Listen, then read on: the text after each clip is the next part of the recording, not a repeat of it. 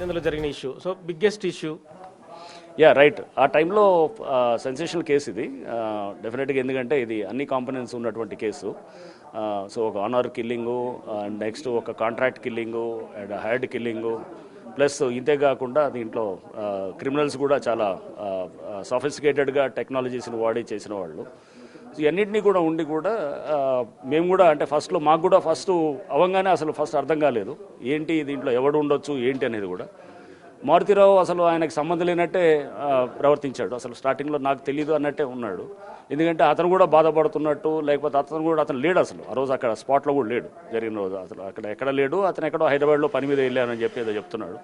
So ఇదంతా చూస్తే కనుక ఆ రోజు మాకు ఎవరు చేసి ఉంటారు ఏంటి అనేది కూడా రకరకాల ఇది వచ్చింది. బట్ ఆ కన్ఫ్యూజను లేదా అది అర్థం కాని పరిస్థితి నుంచి క్లారిటీకి వితిన్ 2-3 డేస్లో వెళ్ళటం జరిగింది.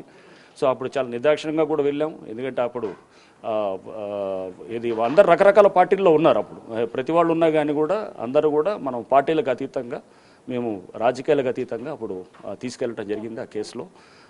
సో తీసుకెళ్ళినప్పుడు మనం ఇప్పుడు చూస్తున్నటువంటి రిజల్ట్ కూడా మేము అనుకోవటం అది ఒక ప్రొఫెషనల్గా చేసినటువంటి దర్యాప్తులో భాగంగా ఈ కేసును తీసుకెళ్ళటంతో ఈ మంచి రిజల్ట్ ఈరోజు A2కి death sentence and A3 and తక్కిన వాళ్ళందరికీ కూడా లైఫ్ రావటం అనేది చాలా ఆనందంగా ఉందన్నమాట. సో అలాంటి విజయవాడ కేసు నుంచి ఇప్పటిదాకా మీరే చూస్తున్నారు, కులాంతర మతాంతర వ్యవహారాలు, డబ్బుతో కూడుకున్న వ్యవహారాలు. సో యాక్చువల్గా మీరు సీనియర్ ఆఫీసర్గా ఏం చెప్పదలుచుకున్నారు? ఒకటండి, నిజం అనేది నిజమే ఉంటుంది. సో ఇప్పుడు ఏ కేసు అయినా కానీ కూడా అది ఎప్పుడు కూడా నిజాన్ని దాచడం అనేది ఇంపాసిబుల్. సో మేము ఫస్ట్ నుంచి చెప్తూ వచ్చాము. సో అది అంటే విజయవాడ కేసు అంటే ఆయేషా కేసు, అది ఇప్పుడు CBI చేస్తున్నారు, దాని మీద I don't want to comment. But నిజం ఈజ్ ఎప్పుడు ట్రూత్ ఈజ్ ట్రూత్, నిజమే గెలవాలని అంటాం అనమాట. సో ఇప్పుడు ఈ కేసులో కూడా ఫస్ట్ నుంచి కూడా మేము చాలా స్పష్టంగా ఉండేవాళ్ళం. సో దీంట్లో కూడా అప్పుడు రకరకాల కామెంట్స్ చేసేవాళ్ళు. అంటే కొంత అరెస్టులు చేయడంలో 1-2 రోజులు డిలే అవుతుంటే కనుక పోలీసు మేనేజ్ చేయబడ్డారనో, లేకపోతే ఇట్లా అంటే లూజ్గా మాట్లాడే వాళ్ళు ఉంటారు.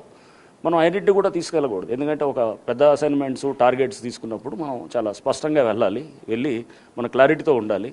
నిజం నిలకడ మీద తెలుస్తుందని అంటారు కదా. ఇప్పుడు ఒక 5-5.5 ఏళ్ల తర్వాత ఇప్పుడు అందరికీ ఇప్పుడు మేము చేసినటువంటి దర్యాప్తు అనేది అది ఎంత స్ట్రాంగ్గా ఉందనేది. ఎందుకంటే దీంట్లో క్రాస్ ఎగ్జామినేషనే మన శ్రీనివాసు అప్పుడు DSPగా ఉండేవారు మిర్యాలగూడలో. వీళ్ళది క్రాస్ ఎగ్జామినేషన్ 7 రోజులు చేశారని చెప్తున్నారు. అంటే ఒక విట్నెస్ని అంటే 7 రోజులు కంటిన్యూస్గా క్రాస్ ఎగ్జామినేషన్. చాలామంది లాయర్స్ మేము ఇవన్నీ ముందే యాంటిసిపేట్ చేసాం. అంటే ఇవన్నీ ఎందుకంటే ఇంత స్ట్రాంగ్ ఉంటుంది, ఎందుకంటే వాళ్ళంతా కూడా చాలా స్ట్రాంగ్ బ్యాక్గ్రౌండ్ ఉన్నవాళ్ళు.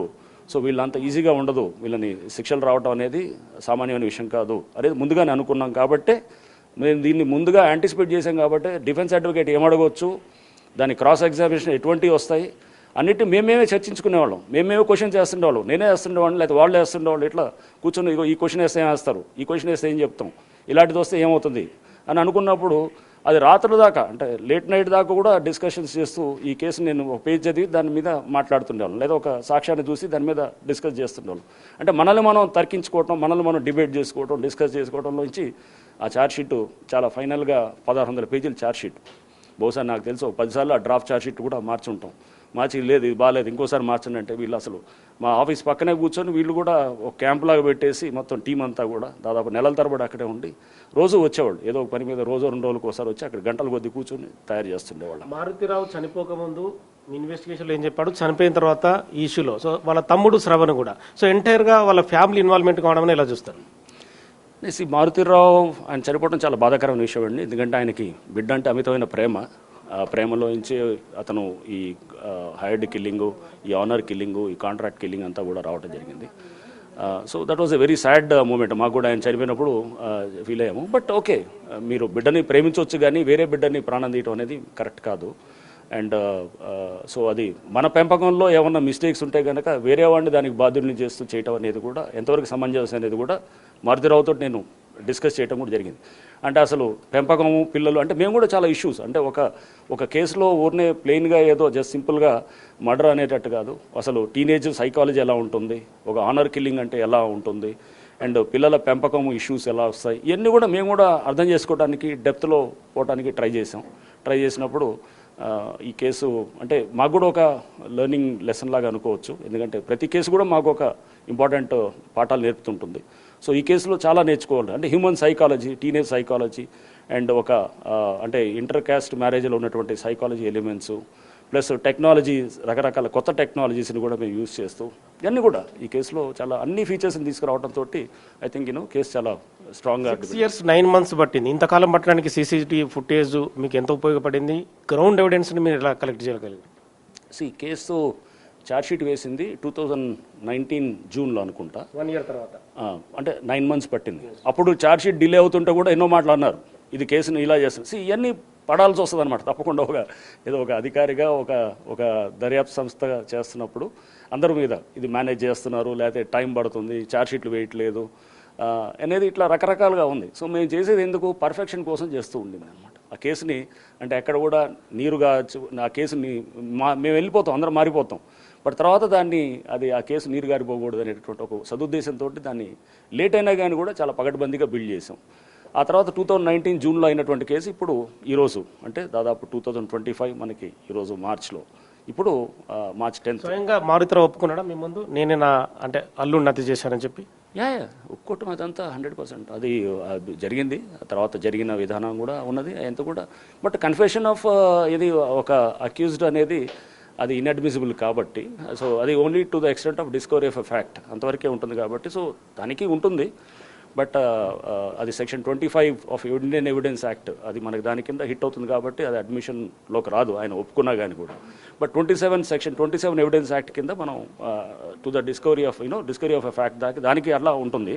సో అది పక్కన పెడితే కనుక మనకి అంటే ఎవిడెన్షియరీ వాల్యూ ఆఫ్ ఆయన ఒప్పుకున్నారు లేదనేది, ఆయనలో అయితే మటుకు తప్పకుండా ఆయన కూడా బాధపడటం మొదలెట్టి మాటల్లో ఆయన కూడా అంటే ఫీల్ అవ్వటం, అంటే బహుశా హ్యాండ్లింగ్ విధానం సరిగ్గా చేయలేదు అనేటటువంటిది ఆయనలో కూడా నాకు అది అంటే ఒక రకంగా ఏమంటారు పశ్చాత్తాపం అనేది కూడా అక్కడ కనబడ్డట్టు కూడా అనిపించింది. హైకోర్టుకు సుప్రీంకోర్టుకు వెళ్తే కేసుల పరిస్థితి ఎలా ఉంటుంది, వాళ్ళ అప్పీల్ని ఎలా తీసుకుంటాయి కోర్టులు ఈ కేసులు? ఐ డోంట్ థింక్ ఇది అవన్నీ కూడా ముందుగానే యాంటిసిపేట్ చేసామండి, చేసి దాన్ని ఏ కోర్టులో కూడా వీళ్ళకి రేపు రిలీఫ్ అంత ఈజీగా ఉండదు.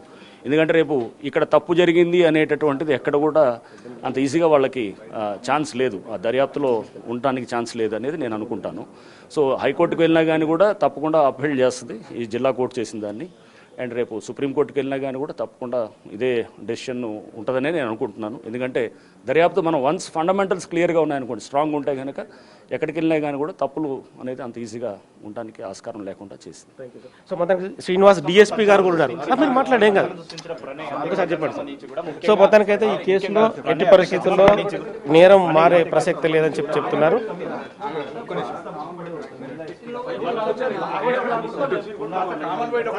మీరు